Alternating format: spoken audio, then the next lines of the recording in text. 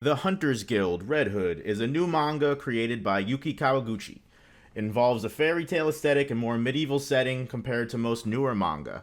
A lot of people are saying this is the new Demon Slayer, and there's a lot of hype behind it. So overall, let's let the chapter speak for itself, and let's just dive right into it.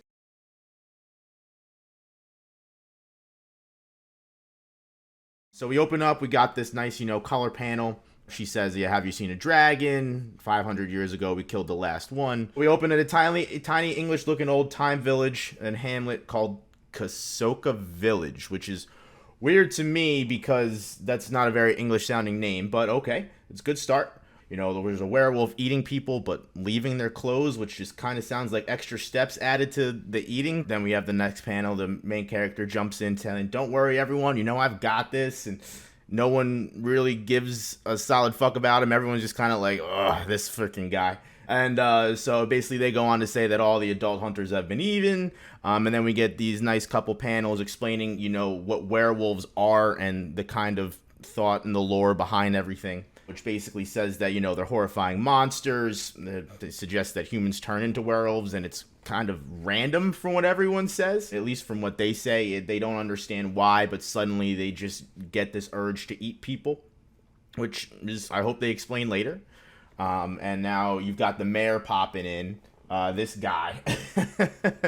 He says they hired the hunting guild, founded by the legendary Red Hood, which is, you get this little panel here. You look like, You look like a motherfucking So yeah, so the mayor explains to the hamlet that he has sold all of his sheep and all of his house so that way that they can get the funds to pay for this hunter. But if they're all getting forced out of their homes and the werewolf is eating everybody, who's buying the house? I guess the poor hamlet, it's played by the werewolf, is prime real estate. And literally, even after this, they literally acknowledge that this place is fucked. So basically, next panel moves on. The little girl named Grimm shows up. Brothers Grimm reference. Everyone starts panicking because they see that she's a little girl, which realistically, if they read any kind of manga or watched any anime, they would know she's probably the strongest fucking character in the fucking place right now. Literally, just like the dirty capitalist that they thought she was.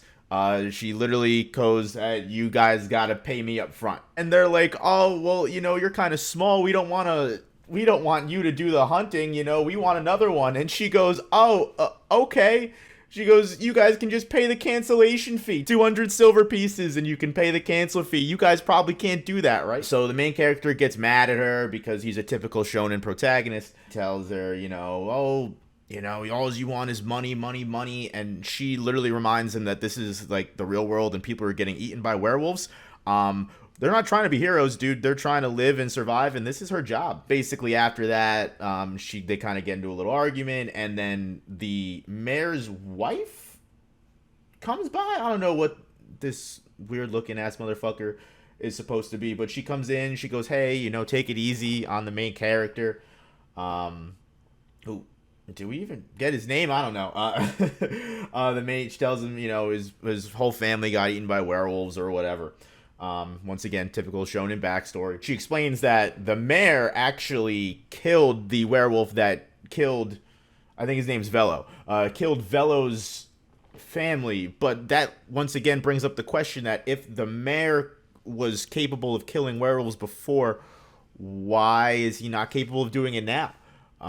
That would have he would have saved him a whole lot of trouble. The mayor reminds everyone, hey, look, I sold my house and sold all my sheep. We better freaking just let this girl do her job. So Granny says she knows where the wolf specifically comes from, which is suspicious. As they're walking up the road to show the Grimm where her hut or where she's going to be staying is, she goes, no, I'm not doing that. The werewolf's definitely in the hamlet.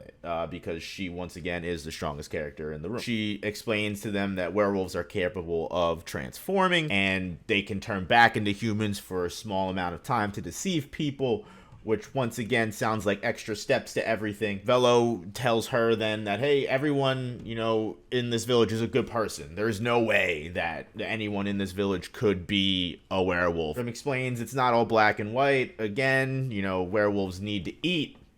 You know, there's no good and evil, so, you know, Velo saying that, oh, there's only good people in the village really doesn't mean anything at the end of the day. And as they're going up there, they find the mayor's axe. She pulls out this freaking rod with a dog on the end of it. I don't know, but it's 616 Hunter's tools. I don't really have a snappy comment for that one. It analyzes blood and bones and it shrieks. They pull up to the hut. And this bitch just kicks the fucking door down. Holy shit. Why? I don't know. The first thing they see is a bunch of human bones laid out on the floor there.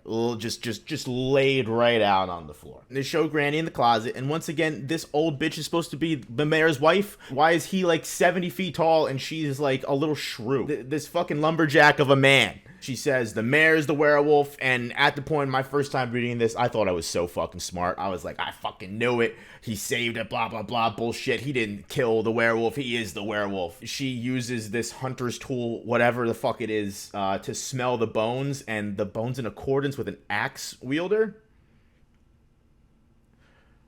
And he looks 70-ish?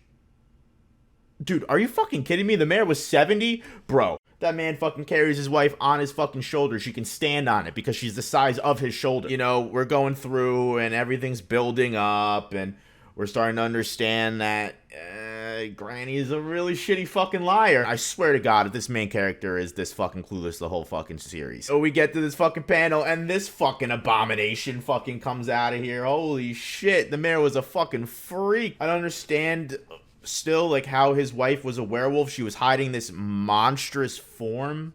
I just but wait a minute, like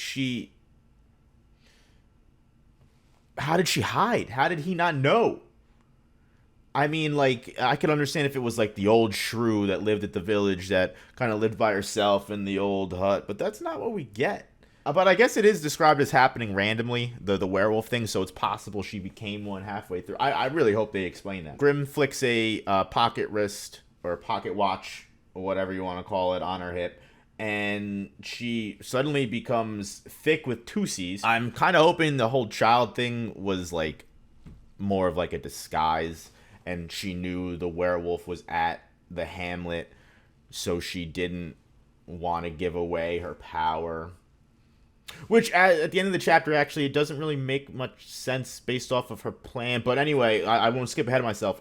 I really hope it's not, like, just, like, 10-year-old child, you know, transforming into older child who's busty as shit. She's like, dude, Granny is obviously the fucking werewolf.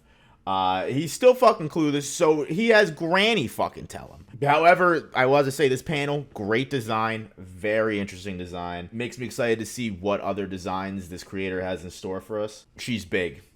No fucking shit. Real big.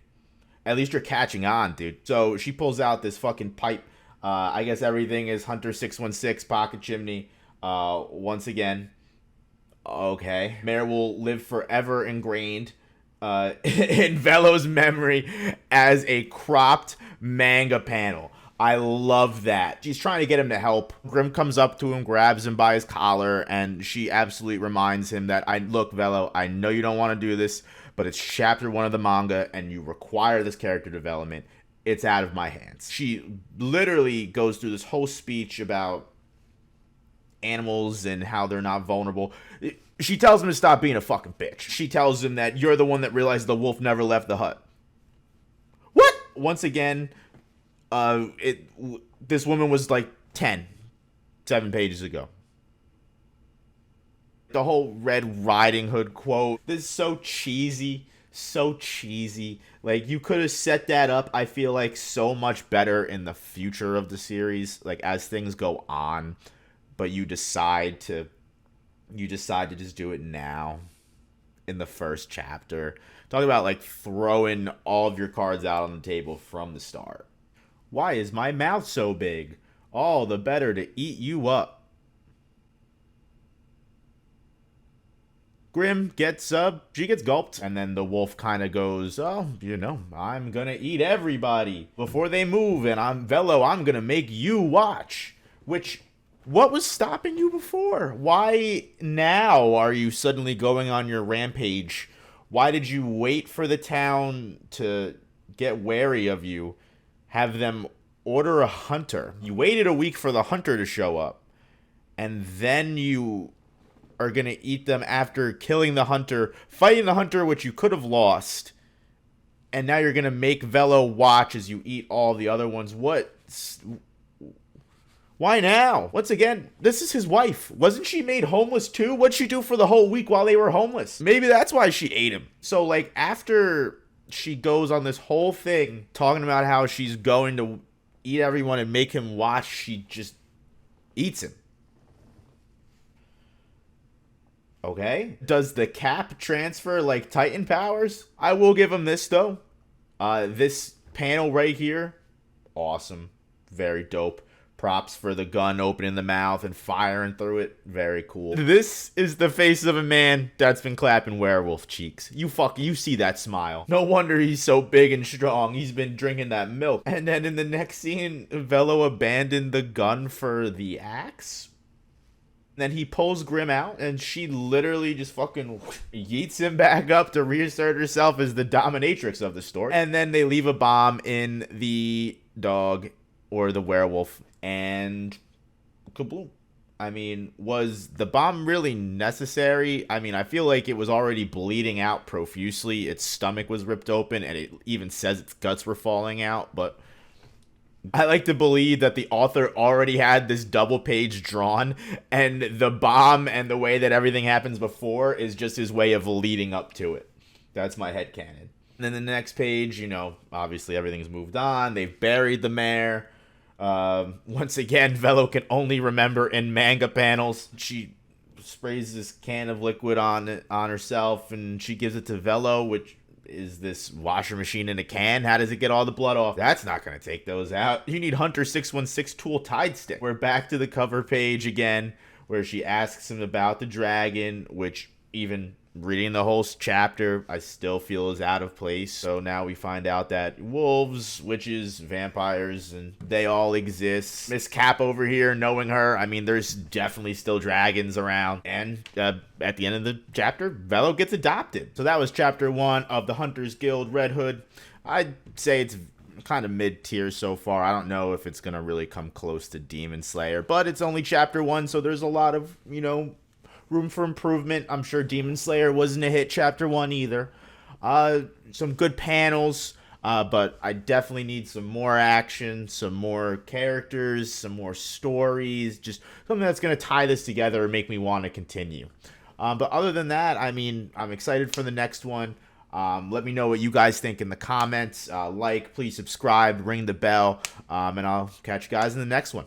Thanks.